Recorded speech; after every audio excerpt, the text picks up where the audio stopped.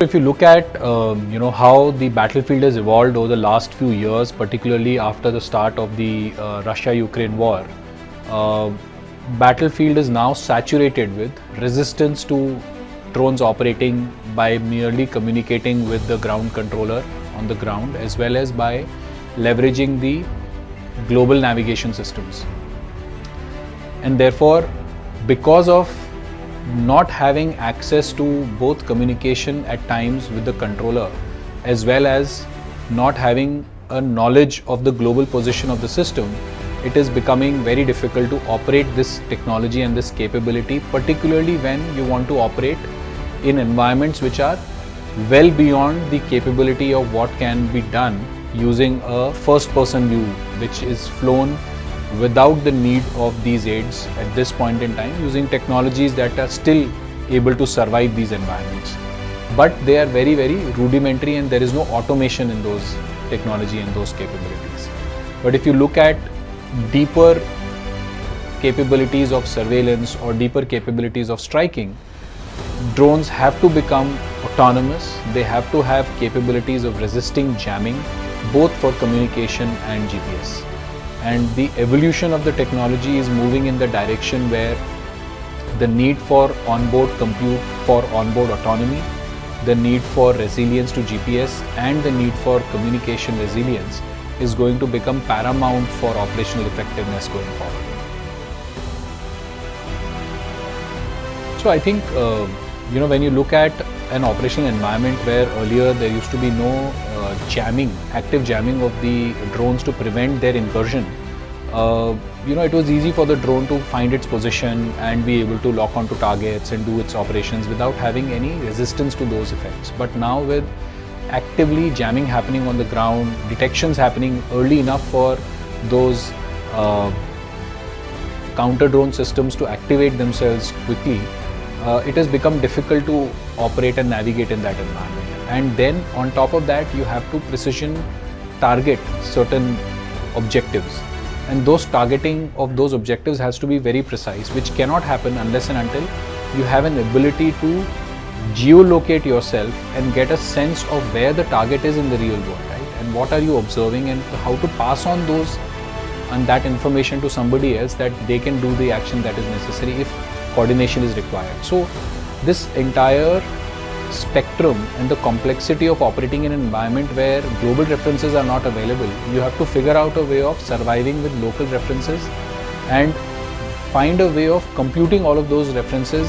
and to be able to create your own path without having the knowledge of the global positioning of the system. And it is a difficult field to master, and it's an area which is evolving very rapidly in the drones domain. There are two important aspects of understanding what are the contexts of operations of the technology and what is going to be the resisting technology. This is going to play quite hand in hand, because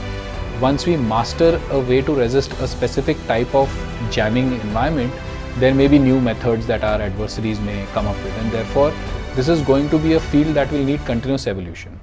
But at the same time, it's very clear that you will have to find a way of communicating with your asset so that real-time intelligence can be acted upon or intervened. Actions can be taken by the operator to intervene before taking any lethal decisions particularly. On the other hand, you also have the problem of not being able to know where you are, and you have to use the features that you are finding around you to locate yourself and to navigate that complex environment. So